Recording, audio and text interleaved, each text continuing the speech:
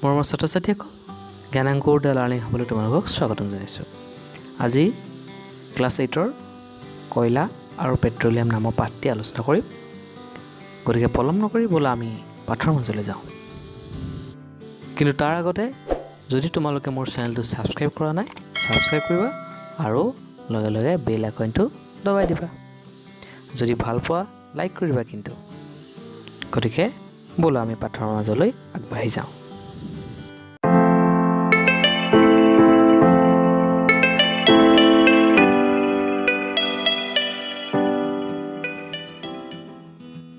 মৰমৰ ছাত্ৰ-ছাত্ৰীসকল, তোমালোকে আগতেই পাই আহিছা প্ৰাকৃতিক সম্পদৰ বিষয়ে, হয় নহয়?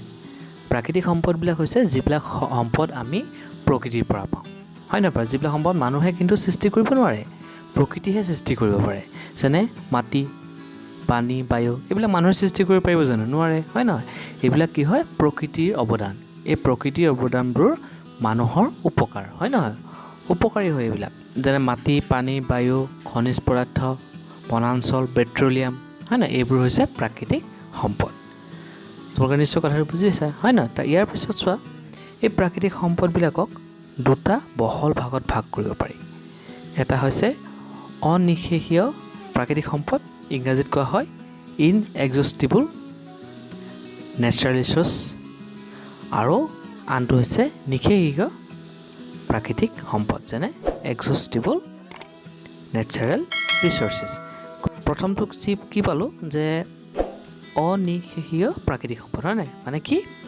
যিবোৰ সম্পদ প্ৰকৃতিত সীমাহীনভাৱে পোৱা যায়, যিমান ব্যৱহাৰ কৰিলেও সেই সম্পদবোৰ শেষ নহয়। যেনে সূৰ্যৰ পোহৰ যিমান ব্যৱহাৰ কৰিলেও শেষ হ'ব জানো? শেষ নহয়, হয় নহয়? যেনে বায়ু মানুহে যিমান ব্যৱহাৰ কৰিলেও শেষ হ'ব জানো? শেষ নহয়। গতিকে এনে সম্পদবিলাক হৈছে অনিঃশেষীয় প্ৰাকৃতিক সম্পদ, মানে এইবিলাক শেষ হৈ নোযোৱা। 2 নম্বৰটো হৈছে নিঃশেষীয়, মানে শেষ হোৱা যোৱা, মানে এক্সহষ্টিবল। যেনেকৈ কি? যেনে অৰণ্য, হয় নহয়? কয়লা, পেট্ৰলিয়াম, প্ৰাকৃতিক গেছ, হয় নহয়? এইবিলাক কি হয়? এবাৰ ব্যৱহাৰ কৰাৰ পিছত এইবিলাক আমি পুনৰ ব্যৱহাৰ কৰিব পাৰোঁ জানো? নোৱাৰোঁ। গতিকে এইবোৰ হৈছে শেষ হৈ যোৱা প্ৰাকৃতিক সম্পদ। আজি আমি নিঃশেষীয় প্ৰাকৃতিক সম্পদ কয়লা আৰু পেট্ৰলিয়ামৰ বিষয়ে আলোচনা কৰিম। কিন্তু তাৰ আগতে তোমালোকে জানি থোৱা ভাল, ইন্ধন মানে কি? ইন্ধন হৈছে যিবোৰ পদাৰ্থ জ্বলালে সহজে ব্যৱহাৰ কৰিব পৰাকৈ যথেষ্ট তাপ উৎপন্ন হয়, সেইবোৰক ইন্ধন বুলি কোৱা হয়। যেনে কয়লা পাইছোঁ, হয় নহয়?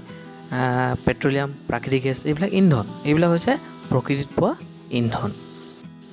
এই কয়লা, পেট্ৰলিয়ামক জীৱাশ্ম ইন্ধন বুলিও কোৱা হয়। কিয় জানানে?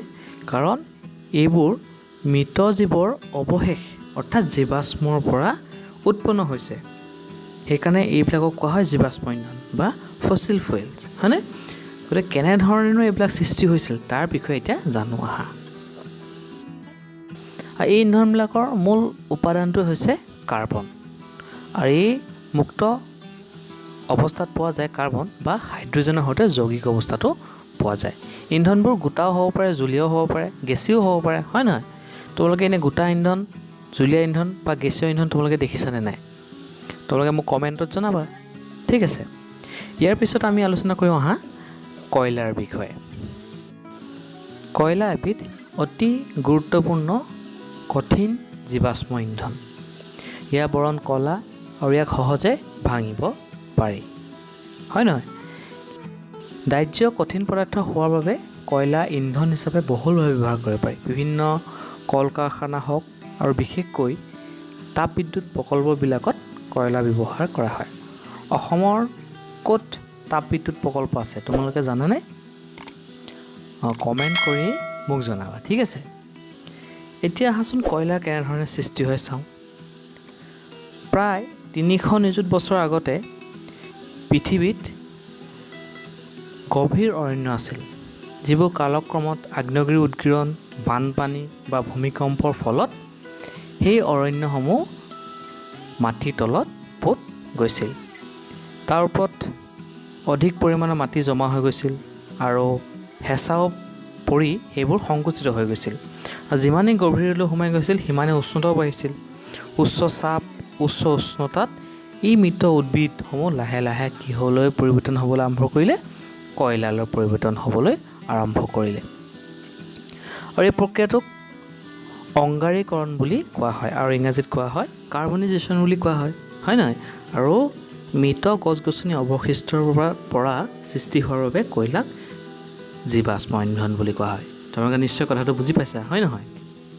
মৰমৰ ছাত্ৰ ছাত্ৰীসকল, তোমালোকে জানি থোৱা ভাল, কয়লা হৈছে 4 প্ৰকাৰৰ: পিট কয়লা, লিগনাইট কয়লা, বিটুমিনাছ কয়লা আৰু এন্থ্ৰাচাইট কয়লা।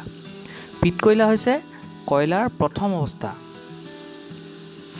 আৰু তাৰ পিছৰ হৈছে লিগনাইট। লিগনাইট হৈছে পিট কয়লাক যদি আৰু অলপ সংকুচিত বা চাপ দিয়া হয় তেতিয়া লিগনাইট কয়লাৰ সৃষ্টি হয়।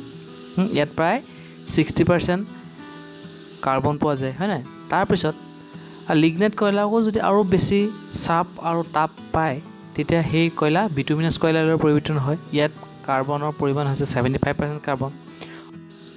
আৰু আটাইতকৈ উন্নত কয়লাটোৱে হৈছে এন্থ্ৰাচাইট কয়লা। ইয়াত প্ৰায় 95% কাৰ্বন পোৱা যায়। আৰু এই কয়লা জ্বলালে অতি বেছি তাপ উৎপন্ন হয় আৰু ধোঁৱা খুব কমকৈ ওলায়। আৰু সেইবাবে ইন্ধন হিচাপে এই কয়লাবিধ অতি উৎকৃষ্ট। তোমালোকে এই কথাখিনি মনত ৰাখিবা। এতিয়া আমি জানো কয়লাৰ পৰানো আৰু কি উৎপন্ন কৰিব পাৰি।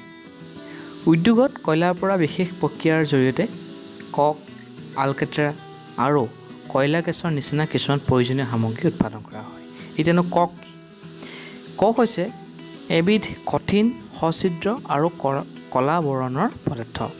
ই কাৰ্বনৰ প্ৰায় বিশুদ্ধ ৰূপ। তীখা উৎপাদন আৰু বহুতো ধাতু নিষ্কাশনৰ ক্ষেত্ৰত এই কক ব্যৱহাৰ কৰা হয়। বায়ু অনুপস্থিতিত বিটুমিনাছ কয়লাক উত্তপ্ত কৰি ককৰ প্ৰস্তুত কৰা হয়। কয়লাৰ পৰা প্ৰস্তুত আন লাগতিয়াল বস্তু হৈছে আলকেট্ৰা। আলকেট্ৰা আমি জানো ৰাস্তা বনোৱাত ব্যৱহাৰ কৰা হয়, হয় নহয়? ই এটা বেয়া গন্ধযুক্ত কলা বৰণীয়া ডাঠ তৰল পদাৰ্থ। ই প্ৰায় 200 বিধ বিভিন্ন পদাৰ্থৰ এটা মিশ্ৰণ হয়। আলকেট্ৰাৰ পৰা উৎপাদিত দ্ৰব্যসমূহ দৈনন্দিন জীৱন আৰু উদ্যোগত ব্যৱহাৰ কৰা বিভিন্ন সামগ্ৰী উৎপাদনত ব্যৱহাৰ কৰা হয়, যেনে সাংশ্লেষিক, ৰঞ্জক দ্ৰব্য, ঔষধ, বিস্ফোৰক, সুগন্ধি আঁতৰ, প্লাষ্টিক, ৰং, আলোকচিত্ৰণৰ সামগ্ৰী, ছাল সজ্জাৰ সামগ্ৰী ইত্যাদি প্ৰস্তুত কৰোঁতে কেঁচা সামগ্ৰী হিচাপে আলকেট্ৰা ব্যৱহাৰ কৰা হয়। আৰু এটা আমোদজনক কথা হ'ল যে চকৰি আৰু অন্যান্য কীট পতংগসমূহ আঁতৰাই ৰাখিবলৈ ব্যৱহাৰ কৰা নেফথেলিন বলবোৰো আলকেট্ৰাৰ পৰাই সৃষ্টি কৰা হয়। ইয়াৰ পিছৰ প্ৰডাক্ট হৈছে কয়লা গেছ। কয়লাৰ সংসাধনৰ দ্বাৰা কক প্ৰস্তুত কৰোঁতে কয়লা গেছ উৎপন্ন হয়। ইয়াক কয়লা সংসাধনৰ কাৰখানাসমূহৰ ওচৰত থকা বহুতো উদ্যোগে ইন্ধন হিচাপে ব্যৱহাৰ কৰে। এইখিনি হৈছে কয়লাৰ পৰা প্ৰস্তুত হোৱা কেইবিধমান পদাৰ্থ: কক, আলকেট্ৰা আৰু কয়লা গেছ। ইয়াৰ পিছত আমি পেট্ৰলিয়ামৰ ওপৰত আলোচনা কৰোঁ আহা। পেট্ৰলিয়ামৰ এবিধ জীৱাশ্ম ইন্ধনেই। যেনেধৰণে কয়লাৰ সৃষ্টি হৈছিল ঠিক সেইধৰণে পেট্ৰলিয়ামৰো সৃষ্টি হয়। কিন্তু কেনেকৈ আমি জানো আহা। সাগৰ মহাসাগৰত বাস কৰা জীৱসমূহৰ পৰা পেট্ৰলিয়ামৰ সৃষ্টি হৈছিল।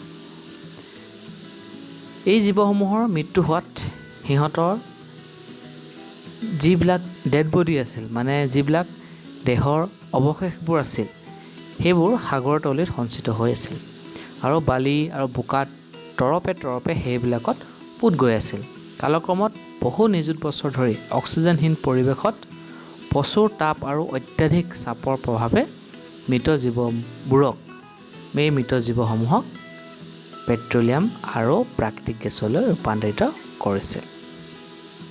তোমালোকে নিশ্চয় কথাটো বুজি পাইছা। চোৱা, কয়লাৰো সৃষ্টি এনেধৰণে হৈছিল, কিন্তু আৰু পেট্ৰলিয়ামৰ সৃষ্টি ঠিক এনেধৰণে। আৰু এইবিলাক আজি আৰু কালি সৃষ্টি হোৱা বা 100 বছৰ 200 বছৰ সৃষ্টি হোৱা বস্তু নহয়। এইবিলাক সৃষ্টি হ'বৰ কাৰণে কোটি কোটি বছৰৰ প্ৰয়োজন হয়।